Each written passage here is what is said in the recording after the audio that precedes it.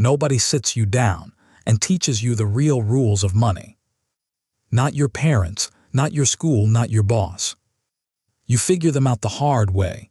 Usually when your bank account hits zero, your card gets declined, or you're 35 wondering where the last decade of paychecks went.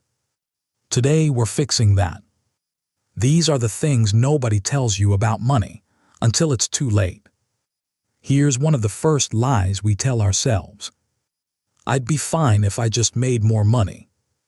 But studies show that most people who get a raise spend almost all of it within 6 months. There's actually a name for this. It's called lifestyle inflation, and it's silent, it's invisible, and it is absolutely destroying your ability to build wealth. Every time your income goes up, your rent goes up, your car goes up, your subscriptions go up. And somehow you're still broke, just at a higher income level. The truth, your problem isn't what you earn. It's the gap between what you earn and what you keep. Rich people don't just make more, they keep more. Nobody tells you that debt was engineered by very smart people to feel completely reasonable. Just $5,000 a month, 0% for 12 months. You deserve this. These are not accidents, they are marketing strategies. The average person carries credit card debt, a car loan, student loans, and a mortgage all at the same time and is told this is just adulthood. But here's what the math actually looks like. A $500,000 loan at 24% interest, paid over 3 years. You end up paying back nearly $750,000.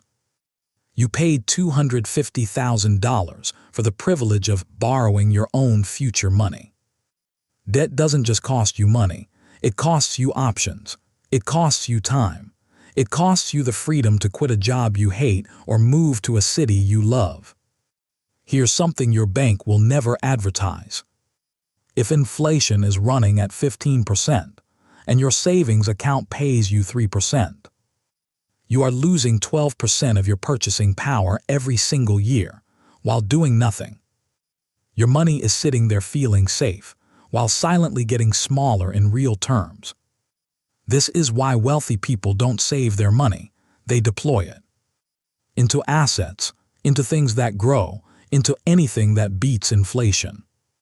Saving is not the destination, it's the starting line. Nobody tells you that most financial decisions aren't rational, they're emotional.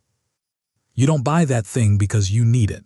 You buy it because you're bored, or stressed, or sad, or trying to feel in control of something when everything else feels out of control.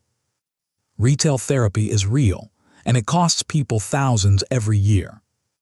The money habits you have today, most of them were formed before you were 10 years old, watching how your parents talked about money, whether it was scarce or abundant, whether it was something to be ashamed of or celebrated. Until you understand the why behind your spending, you'll keep fighting the symptoms instead of the cause. Here is the most painful lesson of all. The best time to start building wealth was yesterday. The second best time is today. If you invest just $20,000 a month starting at 22 versus starting at 32, the person who started 10 years earlier can end up with double the money at retirement, even if they put in the same amount total. That's not magic, that's compound interest, and it rewards patience more than it rewards effort. But nobody tells 22-year-olds this, because there's no immediate product to sell them.